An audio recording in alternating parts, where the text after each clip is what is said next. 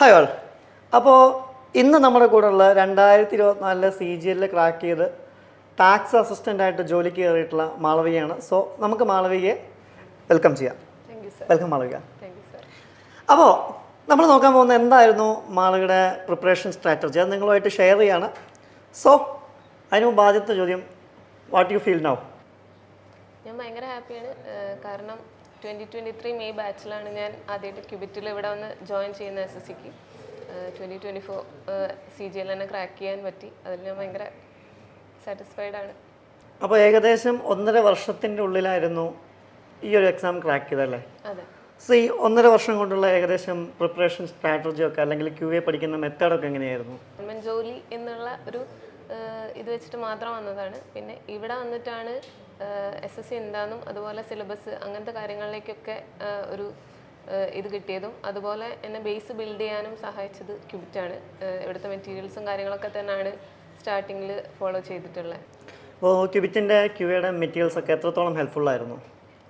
നന്നായിട്ട് ഹെൽപ്പ് ചെയ്തിട്ടുണ്ട്. കാരണം ഞാൻ പറഞ്ഞ പോലെ ഇവിടുത്തെ മെറ്റീരിയൽസ് വെച്ചിട്ടാണ് ഞാൻ സ്റ്റാർട്ട് ചെയ്തത്. ബേസിക് ആയിട്ടുള്ള കാര്യങ്ങൾ പോലും പഠിച്ചു തുടങ്ങി. സംഭവം +2 വരെയുള്ള മാത്സ് മാത്രമേ ഉള്ളൂ എങ്കിലും എത്രത്തോളം സ്പീഡിൽ നമുക്കത് ആ സമയത്തിൻ്റെ ഉള്ളിൽ തീർക്കാം എന്നുള്ളതാണല്ലോ.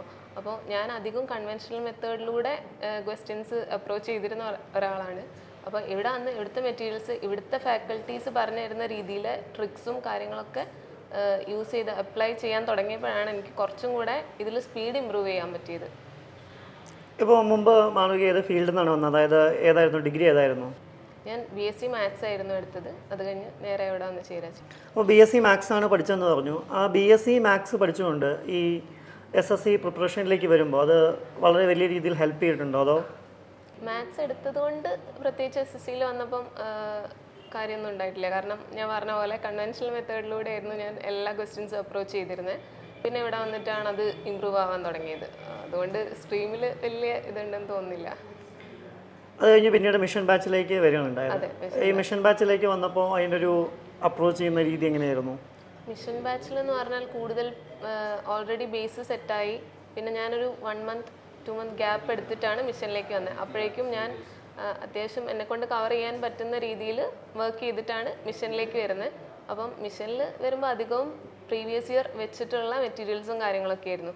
അപ്പോൾ അത് എൻ്റെ ഓൾറെഡി കയ്യിലുള്ള സാധനം കുറച്ചും കൂടെ സ്ട്രോങ് ആക്കാൻ വേണ്ടിയിട്ട് നന്നായിട്ട് ഹെൽപ്പ് ചെയ്തു. ബാക്കിയുള്ള സബ്ജക്റ്റിലുള്ള അപ്രോച്ച് എങ്ങനെയായിരുന്നു? ഇപ്പോൾ GK ഒക്കെ ആണെങ്കിൽ എങ്ങനെയാണ് പഠിച്ചിരുന്നത്? GK ഞാൻ ഭയങ്കര വീക്കായിരുന്ന ഒരാളാണ്. GK ഇപ്പോഴും അത്ര എക്സ്പേർട്ട് അല്ല. പക്ഷേ ആദ്യത്തെ ഇവിടെ വന്നത് വെച്ച് നോക്കുമ്പോൾ ഞാൻ ഫസ്റ്റ് റെഗുലർ ബാച്ച് കംപ്ലീറ്റ് ഇവിടുത്തെ മെറ്റീരിയൽസ് ഇവിടുത്തെ നോട്ട്സ് മാത്രമേ റെഫർ ചെയ്തിട്ടുണ്ടായിരുന്നുള്ളൂ. അതിൽ തന്നെ ഓൾമോസ്റ്റ് സിലബസ് എല്ലാം തന്നെ കവർ ചെയ്തിട്ടുണ്ടായിരുന്നു. പിന്നെ റെഗുലറിൽ നിന്ന് ഇറങ്ങിയതിന് ശേഷം പാർമർ SSC എന്ന് പറയുന്ന ഇതിൻ്റെ പർച്ചേസ് തന്നെ ചെയ്തു. എന്നിട്ട് അതിൻ്റെ നോട്ട്സും കൂടെ വെച്ചു. പിന്നെ ഇവിടുത്തെ ക്യൂബിറ്റിൻ്റെ മെറ്റീരിയൽസ് ഇത് രണ്ടും വെച്ചിട്ടാണ് ഞാൻ GK നോക്കിയത്. അത് ആദ്യത്തെ ഒരു സിറ്റുവേഷൻ വെച്ച് നോക്കുമ്പോൾ നല്ല സ്കോർ ഇമ്പ്രൂവ് ആയിട്ടുണ്ടായിരുന്നു. ബാക്കി ഇംഗ്ലീഷ് ആയിക്കഴിഞ്ഞാലും അല്ലെങ്കിൽ റീസണിങ് ആയിക്കഴിഞ്ഞാലും അതിനൊക്കെ നമ്മൾ അപ്രോച്ച് ചെയ്യുന്ന രീതി എങ്ങനെയായിരുന്നു? റീസണിങ് ഞാൻ ഇവിടുത്തെ മെറ്റീരിയൽസ് അല്ലാണ്ട് വേറെ പുറത്തുനിന്നൊന്നും റെഫർ ചെയ്തിട്ടില്ല. കാരണം റീസണിങ് ഞാൻ ക്യൂബിറ്റിൻ്റെ മെറ്റീരിയൽസ് ഇവിടുത്തെ ക്ലാസ് അല്ലാതെ പുറത്തുനിന്ന് വേറെ റെഫറൻസ് ഒന്നും എടുത്തിട്ടില്ല. കാരണം റീസണിങ് എപ്പോഴും എങ്ങനെ ആ ടൈം എത്രയും മാക്സിമം അഡ്ജസ്റ്റ് ചെയ്ത് ബാക്കിയുള്ളതിന് സമയം കൊടുക്കുക എന്നുള്ളത്, QAക്കൊക്കെ കൂടുതൽ സമയം കൊടുക്കാൻ അപ്പം സ്പീഡ് ഇമ്പ്രൂവ് ചെയ്യുക എന്നുള്ളത് തന്നെയായിരുന്നു കാര്യം. അപ്പം ഇവിടുത്തെ മെറ്റീരിയൽസ് പ്ലസ് വീണ്ടും വീണ്ടും ഓരോ മോക്ക് എടുക്കുമ്പോൾ കിട്ടുന്ന ക്വസ്റ്റ്യൻസ് അങ്ങനെ അത് തന്നെ ചെയ്തിട്ടുള്ളൂ. And what about English? English എനിക്കങ്ങനെ റൂൾസ് പഠിച്ചു വെക്കാൻ പറ്റുന്ന ഒരാളല്ല. അപ്പം വൊക്കാബിന് ഞാൻ ബ്ലാക്ക് ബുക്ക് ഫോളോ ചെയ്തു ഈ ക്യൂബിറ്റിൻ്റെ മെറ്റീരിയൽസ് കൂടാതെ. പിന്നെ യൂസഫ് സാറിൻ്റെ നോട്ട്സ് ആയിരുന്നു. ആശാൻ്റെ ക്ലാസ് ആയിരുന്നു. ഈ മോക്ക് ടെസ്റ്റുകളൊക്കെ എപ്പോഴാണ് ചെയ്യാൻ തുടങ്ങിയത്? മോക്ക് ടെസ്റ്റ് ഞാൻ റെഗുലർ ബാച്ച് തുടങ്ങിയ സമയത്ത് മോക്ക് ആക്ച്വലി സ്റ്റാർട്ട് ചെയ്തിട്ടില്ല. ഇവിടുന്ന് വല്ലപ്പോഴും ചെയ്യുന്ന മോക്ക് അല്ലാതെ ഞാനായിട്ട് മോക്ക് ടെസ്റ്റ് ചെയ്യാറുണ്ടായിരുന്നില്ല. പിന്നെ റെഗുലർ കഴിഞ്ഞ് ഇറങ്ങിയപ്പോഴാണ് മോക്കിൽ കൺസിസ്റ്റൻസി വന്നത്. മോക്ക് ടെസ്റ്റ് ചെയ്യാൻ തുടങ്ങുമ്പം ഡെയിലി മോക്ക് എടുക്കുമായിരുന്നു. അതെനിക്ക് കുറച്ചും കൂടെ ബെറ്ററായിട്ട് തോന്നി. കാരണം മോക്ക് ടെസ്റ്റ് എടുക്കണം, എന്നാലേ നമുക്ക് നമ്മുടെ ഒരു ലെവൽ ഇമ്പ്രൂവ് ചെയ്യാൻ പറ്റുള്ളൂ. കാരണം ഫസ്റ്റത്തെ മോക്കൊക്കെ എടുക്കുന്ന സമയത്ത് എപ്പോഴും മാർക്ക് കുറവായിരുന്നു. അപ്പോഴാണ് മനസ്സിലാവുന്നത് എവിടെ എത്തിയിട്ടില്ല.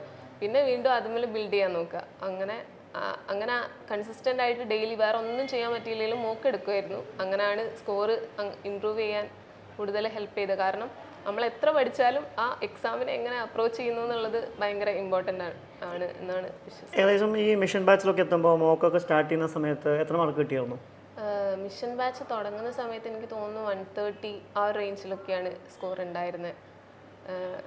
പിന്നെ ഇറങ്ങിക്കഴിഞ്ഞപ്പോഴേക്കും അതൊരു 160 170 റേഞ്ചിലേക്ക് വന്നിട്ടുണ്ട്. കുറച്ച് മുമ്പ് എൻ്റെ മുന്നിലുണ്ടായിരുന്ന അതുലായിരുന്നു. അതുൽ പറഞ്ഞ ആ മിഷൻ ബാച്ചിൽ വെല്ലുവിളി ആയി മാറാറുള്ള പെൺകുട്ടി മാളവികയാണെന്ന് ഞാൻ വിശ്വസിക്കുന്നു. അതിൽ പറഞ്ഞപ്പോഴാണെന്ന് ഞാനും അറിയുന്നത്. ഇവിടെ നല്ല ഹെൽത്തി കോമ്പറ്റീഷൻ തന്നെയായിരുന്നു. കാരണം ക്യൂബിറ്റിൻ്റെ ലൈവ് മോക്സ് ഉണ്ടാവുമായിരുന്നു. അത് നോക്കിയിട്ട് അതിൻ്റെ ബേസിസിലാണ് പറഞ്ഞത്. ഇതേപോലെ ഞാൻ റോൾ മോഡലായിട്ട് വെച്ചിരുന്ന അതിൽ ശേഷം അങ്ങനെ ഇൻകം ടാക്സ് ഇൻസ്പെക്ടർ GST. അപ്പം ഞങ്ങളിങ്ങനെ പറയായിരുന്നു. കാരണം ക്ലാസ്സിലിരിക്കുന്ന സമയത്ത് QA മെറ്റീരിയൽസ് വരുമ്പോൾ ഫസ്റ്റ് ചെയ്ത് തീർത്ത് ഇരിക്കുകയായിരിക്കും ഈ അതിലും ശേഷവും. അപ്പം അതെങ്ങനെ അതിനെ വെട്ടിക്കാം എന്നുള്ളതായിരുന്നു ഞങ്ങൾ നോക്കിക്കൊണ്ടിരുന്നത്. അപ്പോൾ ടോട്ടലി നല്ലൊരു കോമ്പറ്റീഷൻ എന്ന് വെച്ച് അങ്ങനെ ഭയങ്കര ഒരു ഇതായിട്ടല്ല, പക്ഷെ എങ്ങനെ ഇമ്പ്രൂവ് ചെയ്യാം. ഇപ്പോൾ ഒരു എക്സാമിനൊക്കെ തൊട്ട് മുമ്പ് പോലെ ഏകദേശം എത്ര മോക്കുകൾ അറ്റൻഡ് ചെയ്യുന്നുണ്ടാവും? കറക്റ്റ് എണ്ണം ആയിട്ട് പറയാൻ അറിയില്ല. പക്ഷെ ഞാൻ പറഞ്ഞില്ലേ, റെഗുലർ ബാച്ച് കഴിഞ്ഞപ്പോൾ മുതൽ ഡെയിലി ഞാൻ മോക്ക് എടുക്കാറുണ്ട്. പ്ലസ് ഈ ശനി ഞായർ ദിവസങ്ങളിലാണ് ലൈവ് മോക്ക് വരിക. ലൈവ് മോക്ക് എന്ന് പറഞ്ഞാൽ എല്ലാ ഇതിലും വരുന്ന ലൈവ് മോക്ക് ശനി ഞായർ ദിവസങ്ങളാണ്. അപ്പോൾ ഒരു 4-5 എണ്ണം ഉണ്ടാവും. അത് ഒരുമിച്ച് എടുക്കുകയും ചെയ്യും. അങ്ങനെ ഈ 5 നോർമൽ ഡേയ്സിൽ ഓരോന്ന് എടുക്കുന്ന കൂടാതെ ഈ 2 ദിവസം 4-5 എണ്ണം ഒരുമിച്ച് എടുക്കുകയും ചെയ്യും. അങ്ങനെ കൺസിസ്റ്റൻ്റ് ആയി ടയർ 2 വരെ പോയിട്ടുമുണ്ട്.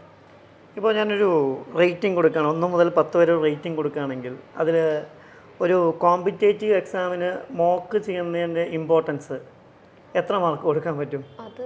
അത് ഞാൻ ഒരു 9 കൊടുക്കും മിനിമം.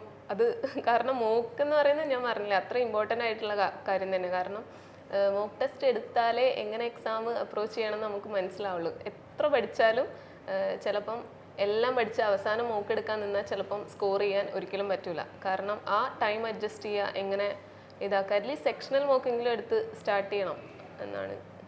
ഇപ്പോൾ എക്സാം എഴുതാൻ അല്ലെങ്കിൽ പ്രിപ്പയർ ചെയ്യുന്ന പല കുട്ടികളും ഇപ്പോൾ പുതിയതായി തുടങ്ങുന്നവരുണ്ടാവും, അല്ലെങ്കിൽ 1-2 മാസം കഴിഞ്ഞ് നിൽക്കുന്നവരുണ്ടായിരിക്കാം. ഇപ്പോൾ പലരും പറയുന്നത് കേൾക്കാറുണ്ട്, ഞങ്ങൾ തുടങ്ങിയിട്ടേ ഉള്ളൂ, ഞങ്ങൾ CHSL എക്സാം ഇപ്പോൾ തൽക്കാലം അപ്ലൈ ചെയ്യുന്നില്ല, അല്ലെങ്കിൽ MTS ഇപ്പോൾ അപ്ലൈ ചെയ്യുന്നില്ല. So what's your opinion?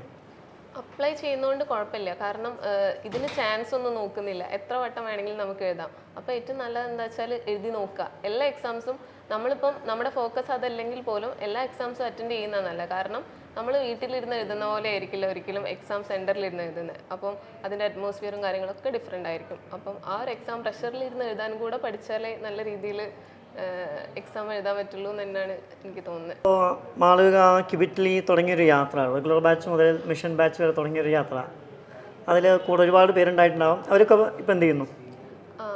ഞങ്ങൾ ഒരു 6 പേരുണ്ടായിരുന്നു. ഞങ്ങൾ മിഷൻ ബാച്ചിൽ ഒരുമിച്ചായിരുന്നു.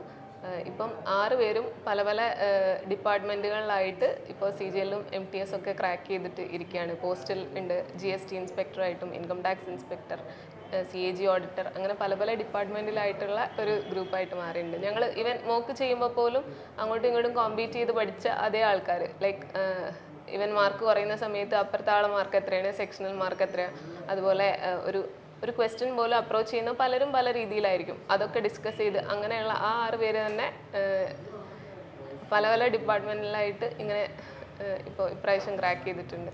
ഒരുമിച്ച് 6 പേരും ഒന്നിച്ച് തുടങ്ങിയ യാത്ര അതെ 2024 CGL നിങ്ങൾ ഒരുമിച്ച് കംപ്ലീറ്റ് ചെയ്യുമ്പോൾ ഹൗ ഡു യു ഫീൽ?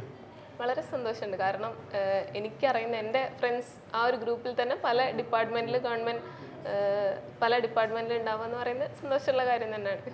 ഇനി ഏറ്റവും പുതുതായി SSC പാസ്സാവണം എന്ന ആഗ്രഹത്തിൽ വരുന്ന കുട്ടികളോട് ഒരു അഡ്വൈസ് എന്നുള്ള രീതിയിൽ, അല്ലെങ്കിൽ ഒരു മോട്ടിവേഷൻ എന്നുള്ള രീതിയിൽ എന്താണ് മാളവികയ്ക്ക് പറയാനുള്ളത്?